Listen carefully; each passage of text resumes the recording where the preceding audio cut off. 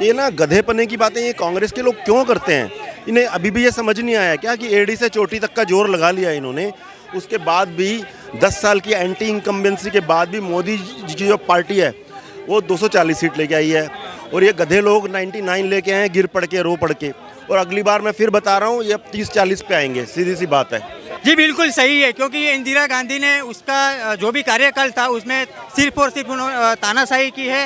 राहुल गांधी भी कब गए तब जहाँ मिलिट्री वगैरह प्रॉपर खड़ी हो गई, सिक्योरिटी हो गई, उसे पता लग गया हाँ कोई खतरा नहीं है, खड़े कर दिए मोदी जी ने, तब जाके गया। पहले जाके दिखाता ना भारत को। तोड़ते नहीं, ये सब तोड़ते हैं और दुश्मनी पैदा करते हैं ये, क्योंकि हिंदू हिंसा क्यों ऐसे कहते हैं। हाँ, उसके लिए तो सोनिया गांधी, कांग्रेस, पूरी कांग्रेस, प्रियंका गांधी, राहुल गांधी सबके जमान पे ताले पड़े रहते हैं। और जो तो आप बोल रहे हो पश्चिम बंगाल में जो महिलाओं के साथ अत्याचार, बलात्कार, पुरुषों की हत्याएं होती हैं, बीजेपी के बड़े बड़े नेताओं की वहाँ पे हत्या हो जाती है, उसके लिए इनके मुंह पे ताले रहते हैं। काल लगा था उस दिन को अब संविधान हत्या दिवस के रूप में मनाया जाएगा। सही फैसला ही गलत है? सही बताओ। बिल्कुल सही। और मैं तो कह रहा हूँ जिसको नहीं पता, भाई नरेंद्र मोदी जी की मूवी आई है, मोदी जी पहले आई थी, बैन कर दी थी इन्होंने चमचों ने खूब, आपने भी देखा होगा ट्रेलर वगैरह। अब वो नेट पे डली है, जिसको नहीं पता ना तो भाई अगर वो मूवी देख लो पता लग जाएगी ये क्यों लगाई थी, क्यों नहीं लगाई थी। ये बोलते ना ये हो गया था, वो हो गया था, वो मूवी देख लोगे अपने आप ही आगे खुल जाएगी चमचों की भी कि क्यों लगाई थी इमरजेंसी इंदिरा गांधी ने। एक सवाल उठ रहा है कि पिछले 10 सालों में क्यों नहीं किए ये, अभी क्यों किए? क्योंकि इनके पास काम नहीं कुछ करने के लिए, चर्चा में बने रहना इनको। प्रधानमंत्री है, कोई रेडी पटरी वाला थोड़ी है कि पहले यही काम करेगा। पूरा देश संभाल रखा है उन्होंने, कितना मजबूत कर दिया देश कि पहले यही काम करेगा वो। धीरे धीरे भाई सबके नंबर आएंगे, धीरे धीरे हर चीज़ का नंबर आएंगे, क्योंकि बीजेपी हिलने नहीं वाली, गड़ चुकी है। बोल रहे 6 महीने में सरकार गिर जाएगी, आप बोल रहे गिर लेवल नहीं है। पहले ये ख्वाब बनाते थे प्रधानमंत्री बनेंगे नहीं, 400 पार 400 रुपये पूरा नारा था, 400 पार मोदी सरकार बनी ना, मोदी सरकार। अब ये कहते हैं एनडीए की बनी है। कोई भी अभी तक एनडीए के नाम से नहीं जानता, उसको मोदी के नाम से जानते हैं कि मोदी सरकार मोदी सरकार। और ये बातें करते 6 महीने अगस्त में कर जाएगी। अगस्त में आप भी यही हो, हम भी यही हैं, देखना ये अगस्त से ऊपर भी जाएंगे, 5 साल 10 साल 15 साल कितने काम करते देखो। आप भी रिपोर्टर हो, आप भी घूमते हो, आपने विकास इतना देखा है, आप भी देखो बाहर जाते हो, घूमने जाते हो, हर जगह हाईवे देख लो। राहुल गांधी अपने आप को बोलते हैं कि जन नेता हैं, लोगों की आवाज़ सुनते हैं। कभी हाथरस गए, मणिपुर गए और मोदी जी विदेश घूम रहे हैं। ये आरोप लगाते कि मोदी जी को क्यों नहीं जाते जनता के पास? भैया अमित शाह को तो भेजा, प्रधानमंत्री है वो, अमित शाह को भेजा, वो चले जाए, कुछ हो जाए, कौन जिम्मेदार होगा? ये तो ऐसा हो गया शादी का कार्ड मेरे घर पे आया, मैं पूरी फैमिली को ले जाऊंगा। भाई शादी का कार्ड है तो एक बंदा भी तो जा सकता है, जरूरी थोड़ी पूरी फैमिली उठ के चलेगी। भाई अमित शाह को भेज दिया उन्होंने, पूरा ले लिया। और राहुल गांधी भी राहुल गांधी भी कब गए तब जहाँ मिलिट्री वगैरह प्रॉपर खड़ी हो गई, सिक्योरिटी हो गई, उसे पता लग गया हाँ कोई खतरा नहीं है, खड़े कर दिए मोदी जी ने, तब जाके गया। पहले जाके दिखाता ना। और रास्ते में बंगाल पड़ता है, वहाँ भी हो जाता। बंगाल नहीं गए? नहीं गया, उसे पता है ना बंगाल में बंगाली बना देंगे उसको। क्या बोल रहे हैं? जननायक कौन होता है? जो देश के हित में, हाँ, जो जनता की आवाज़ सुने और देश के हित में अपने पार्टी से ऊपर उठ के काम करे। जैसे अटल बिहारी वाजपेयी थे, जब अटल बिहारी विपक्ष में थे तो वही कांग्रेस वाले उनको विदेश मंत्री बना के भेजे थे विदेश। तो ऐसे नेता होना चाहिए कि उस पर विश्वास हो कि कम से कम देश के हित में, हमारे देश के लिए काम। ये तो देश को बेच लें, इनको भेज देना। तो देश बेचने की बात कर रहे हैं और यात्रा निकालते हैं और जोड़ते हैं भारत को। तोड़ते नहीं, ये सब तोड़ते हैं और दुश्मनी पैदा करते हैं ये, क्योंकि हिंदू हिंसा क्यों ऐसे कहते हैं? हिंदू हिंसक क्यों है? एक्चुअली में अगर उनको भारत को जोड़ना है और सब ज्ञाति को जोड़ना है तो एक भारत के सदन में खड़े होके 110 करोड़ जो हिंदू है उसको हिंसक नहीं बताते। और दूसरा, अभी विपक्ष के पास कोई भी मुद्दा नहीं है तो ओनली फॉर वो मणिपुर, ये वो है, ये है, उसके करो पूरी दुनिया। संविधान हत्या दिवस के रूप में 25 जून को अब मनाया जाएगा। केंद्र सरकार ने फैसला किया है जिस दिन आपातकाल लगा था। ये सही फैसला है कि गलत है? जी बिल्कुल सही है, क्योंकि ये इंदिरा गांधी ने उसका जो भी कार्यकाल था उसमें सिर्फ और सिर्फ तानाशाही की है। अब भी जो विपक्ष के पास कोई भी मुद्दा नहीं है तो वो लोग जो बहला के जो भी भारत की जो जनता है उसको सिर्फ एक गुमराह कर रही है। क्या नाम है? मैं देशवासी हूँ, my name is not very much important, my views are important. मेरा सवाल आपसे है, 25 जून जिस जो तारीख थी आपातकाल लगी थी उसका केंद्र सरकार ने नया नाम दे दिया है, अब संविधान हत्या दिवस के रूप में मनाया जाएगा। ये फैसला सही है?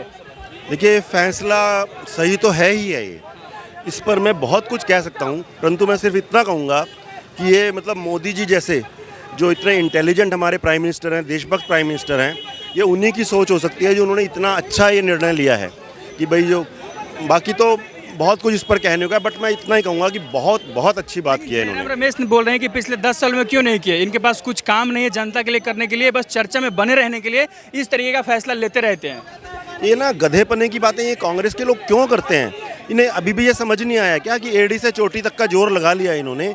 उसके बाद भी 10 साल की एंटी इनकम्बेंसी के बाद भी मोदी जी की जो पार्टी है वो 240 सीट लेके आई है, और ये गधे लोग 99 लेके आए हैं गिर पड़ के रो पड़ के, और अगली बार मैं फिर बता रहा हूँ ये अब 30-40 पे आएंगे, सीधी सी बात है। फिर वो गधे लोग बोल रहे हो, जननायक बता रहे हैं अपने आप को, जिनको आप गधे बोल रहे हो।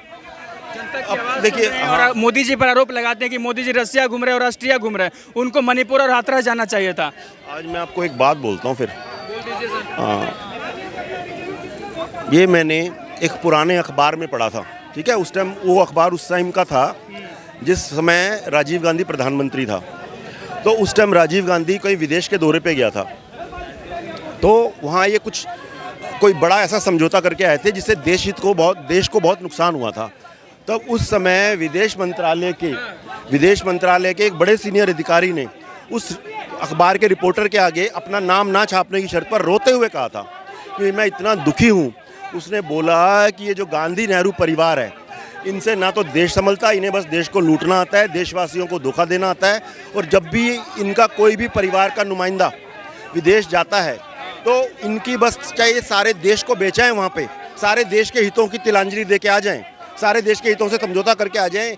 इस नेहरू गांधी परिवार का विदेश जाने पर केवल एक ही उद्देश्य होता है, पर्पज़ होता है, उर्दू में बोलें तो मकसद होता है कि बस एक उनके राष्ट्राध्यक्ष, प्रधानमंत्री या राष्ट्रपति जैसा भी केस है, उसके साथ एक हंसती हुई फ़ोटो खिंच जाए इनकी, और यहाँ के जो चाटुकार जो प्रेस रिपोर्टर्स हैं, चाहे वो प्रिंट मीडिया के हो या इलेक्ट्रॉनिक मीडिया के, वो लिख दें जी भारत के जो हमारे ये प्रधानमंत्री की यात्रा बेहद सफल रही, चाहे ये देश के हितों की पूरी तरह से समझौता करके आ जाएं, देश के हितों की बलि देकर आ जाएं। तो वो उसने कहा इसी तरह का इन्होंने ये काम किया है। मेरे को तो यही डर लग रहा था कि कहीं ये देश का कोई हिस्सा ही उस देश के नाम ना करके आ जाए, जैसे इंदिरा गांधी ने किया था, जिसका कि आज भी हमारे तमिलनाडु के मछुआरे भुगत रहे हैं उसका परिणाम। बेचारे सालों सालों श्रीलंका की जेल में पड़े रहते हैं, क्योंकि वो राहुल गांधी को एक तरीके से बालक बुद्धि बोला जा रहा है बीजेपी की तरफ से, और कांग्रेस की तरफ से पीएम मोदी को उन्होंने बैल बुद्धि बोला है। अब बैल बुद्धि बोलना है पीएम को, सही है सर? देखिए, अगर बैल बुद्धि बोला है ना तो जान लीजिए इन गधों को मैं बता दूं कि ये जो बैल बुद्धि है, जो हमारा बैल है ना, ये बहुत देशभक्त है, और इसके सींग इतने नुकीले हैं कि जो देशद्रोही और देश विरोधी लोग होते हैं ना, चाहे वह कोई नेता हो या कोई नागरिक हो, ये फिर उसका है ना पेट फाड़ देते हैं अपने सींग से। तो ये ऐसा देशभक्त बैल है। और जहाँ तक ये बाल बुद्धि करना है, अब मैं इस पर ज़्यादा नहीं बोलना चाहता पब्लिकली, लेकिन ये बीजेपी की नासमझी है। ये बाल बुद्धि नहीं है, ये परम मक्कार भ्रष्ट बुद्धि है, ये बाल बुद्धि नहीं है। और अपने आप को जननायक बताते हैं, बोलते हैं कि हम हाथरस जाते हैं, मणिपुर जाते हैं, लोगों की आवाज़ सुनते हैं और जनता की समस्याओं का समाधान करते हैं, और मोदी जी कुछ कर नहीं रहे। समाधान करते हैं तो 70 साल कांग्रेस रही हैं, फिर समाधान क्यों नहीं कर दिया? इंदिरा गांधी ने बेवकूफ़ बनाया 1971 में, गरीबी हटाओ का नारा देखिए। गरीब हट गए, गरीबी नहीं है। हाँ, गरीबी हटी लेकिन कांग्रेसियों की हटी। देखिए, आप एक चीज़ सोचिए, मोदी जी क्या करते हैं? देखिए क्या बोलते हैं, 2047 तक विकसित राष्ट्र बनाऊंगा, 2030 तक के 25, हाँ नहीं, आप नहीं समझ रहे हैं बात को अभी भी। 2047 तक विकसित राष्ट्र बनाऊंगा, अगले 5 साल में तीसरी अर्थव्यवस्था बनाऊंगा। मतलब वो अपने आप खुद ही टाइम टारगेट सेट कर देते हैं, मतलब अपने आप को एक बंधन में बांध देते हैं, ये काम मुझे इतने टाइम में करना है। लेकिन इंदिरा गांधी ने क्या बकवास की, गरीबी हटाओ। उसने ये नहीं कहा इंदिरा गांधी ने कि इतने टाइम तक मैं गरीबी हटा दूंगी, या कौन हटाएगा? हटाओ, मतलब तुम हटाओ कि कांग्रेस हटाएगी। तो हाँ, मतलब बेवकूफ़ ऐसा बनाया। और मुझे समझ नहीं आता देश की जनता से कि वो क्यों कांग्रेस को वोट देती है। कांग्रेस को तो एक सीट नहीं आनी चाहिए पूरे हिंदुस्तान में। सवाल है सर, राहुल गांधी मणिपुर गए थे, हाथरस गए थे, अच्छा किया था। एक और बंगाल चले जाते, क्योंकि वहाँ की महिलाओं की वीडियो आई थी पीटते हुए, सड़क पर घसीटते हुए। क्यों नहीं गए सर वो? बंगाल चले जाते, तमिलनाडु चले जाते, जहाँ 72 लोगों की जहरीली शराब पीने से जान चली गई। वहाँ उसके लिए तो सोनिया गांधी, कांग्रेस, पूरी कांग्रेस, प्रियंका गांधी, राहुल गांधी, सबके जमान पे ताले पड़े रहते हैं। और जो तो आप बोल रहे हो पश्चिम बंगाल में जो महिलाओं के साथ अत्याचार, बलात्कार, पुरुषों की हत्याएं होती हैं, बीजेपी के बड़े बड़े नेताओं की वहाँ पे हत्या हो जाती है, उसके लिए इनके मुंह पे ताले रहते हैं। सीबीआई के ऊपर पथराव हो जाता है, ईडी के ऊपर पथराव हो जाता है, सोचिए आप। और पथराव ही कैसा, ऐसा भयंकर, इतनी ज़्यादा चोटें आई होती हैं। तो इसको तो मैं बीजेपी की नासमझी कहूँगा कि क्यों नहीं इसके खिलाफ सख्त एक्शन लेते। सारा ग्राउंड इनके सामने खाली पड़ा है। जब आप पावर में हो तब आपका ये हाल है, अगर आप पावर के बाहर होंगे तो क्या होगा? इतना दब्बू बनने से, राजनीतिक रूप से इतना दब्बू बनने से बीजेपी का काम नहीं चलेगा। और एक बात और जान लीजिए, जो भी कम्युनिटी, चाहे वो कोई भी क्यों ना हो, अगर वो बीजेपी की परवाह नहीं करती, अगर वो ये सोचती है कि हमें किसी भी हालत में वोट नहीं देना है, सारी सरकारी सुविधाओं का लाभ भी लेना है और इनको एक वोट नहीं देना है, तो बीजेपी को, मोदी सर को भी इनको इग्नोर करना सीखना चाहिए। लेकिन फिर सवाल उठाते हैं कि लोकतंत्र है, सबकी आवाज़ बुलंद होनी चाहिए। तो भाई आवाज़ बुलंद करो ना, कौन मना कर रहा है? इग्नोर करने के लिए तो ठीक है ना, वो अपनी आवाज़ फिर बुलंद करेंगे, फिर देखा जाएगा, तब पूछा जाएगा कि आपके इलाके से वोट क्यों नहीं आया। जब 80% लोगों ने सरकारी आवास योजना से आवास ले लिया, मुफ्त का राशन ले लिया, आयुष्मान भारत ले लिया। और जयराम रमेश आज ही बोल रहे थे कि बस इनको चर्चा में बने रहना है, ज़मीन पर कुछ काम ही नहीं किए पिछले 10 सालों में, इसलिए उनको नाम बदल देते हैं, कभी घोषणा कर देते हैं, कुछ भी हवाई फायर। ये जो जयराम रमेश कह रहे हैं ना, मेरे को लगता है उन्होंने कुछ भांग खा रखी होगी उस समय, क्योंकि जो ये सब कुछ कह रहे हैं वो सब कुछ उन्हीं की पार्टी के बारे में बिल्कुल ट्रू है।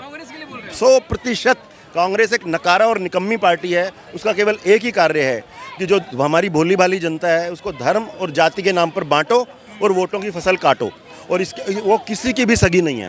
बांटने की बात करें, राहुल गांधी जोड़ रहे हैं देश को, बकवास कर रहे हैं वो। एक बात बताइए, पदयात्रा से क्या जुड़ता है क्या देश? वो हमेशा ये बोलता है कि मैं नफरत मिटा रहे हैं, मोहब्बत की दुकान लगा रहे हैं, आपको पता होना चाहिए। मोहब्बत की दुकान क्या ऐसे लगाई जाती है? एक बात बताइए, जो भोपाल में यूनियन कार्बाइड के टाइम 25,000 से ज़्यादा लोग मर गए, कम से कम 5 लाख लोग, आज भी वो उनके बच्चे भी जो हैं उनके भी, उसमें हिंदू, मुसलमान, सिख, ईसाई सब थे, ठीक है ना। ये तो है नहीं कि वो गैस कोई धर्म देख के घुसी होगी किसी की नाक में, है ना।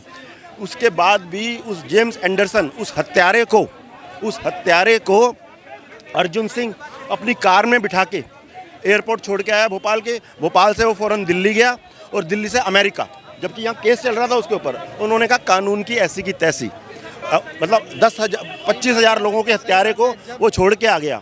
तो इतने तो ये बेशरम है। ये होती है क्या मोहब्बत की दुकान? एक बात और बताइए, कुछ दो सिरफिरे, मतलब देखो, चाहे कोई इंसान अच्छा हो या बुरा, किसी की भी हत्या करना गलत है। तो अब दो तीन सिरफिरे सिखों ने इंदिरा गांधी की हत्या कर दी धार्मिक उन्माद में आके। तो इसके लिए कांग्रेस पार्टी ने 6,000 से ज़्यादा निर्दोष सिखों को मरवा दिया। उनके कई नेता अब जेल में हैं। सज्जन सिंह आज भी जमानत पे है, ठीक है ना, अभी भी वो केस चल रहा है, दोबारा खोला गया है। तो आप बताइए, ये मोहब्बत की दुकान है, ये नफरत की दुकान है? हाँ, जब कांग्रेस, मेरा नाम कांवल है, जब कांग्रेस सत्ता में, नहीं मैं भी वही बता रहा हूँ, मैं भी उनको ऐड कर रहा हूँ। जब कांग्रेस सत्ता में थी तब उनकी मोहब्बत की दुकान कहाँ गई थी? कितने भी आप उठा के देखो एग्जाम्पल, वहाँ कांग्रेस की मोहब्बत की दुकान कहाँ थी? अभी तो भोपाल का जिक्र हो रहा है, ऐसे तो पता नहीं कितने हैं। आप कोई भी उठा। सवाल है मेरा, संविधान दिवस जो संविधान हत्या दिवस के रूप में 25 जून को मनाया जाएगा, जो आपातकाल इंदिरा गांधी ने 25 जून को लगाया था, क्या सही फैसला है ये? देखिए, जो सब चल रहा है सही फैसला है। जनता दुखी है, सरकार से दुखी है। ये थी जनता की राय संविधान हत्या दिवस के रूप पर। बाकी बने रहे हमारे साथ, तो देखते रहिए द लोकसभा।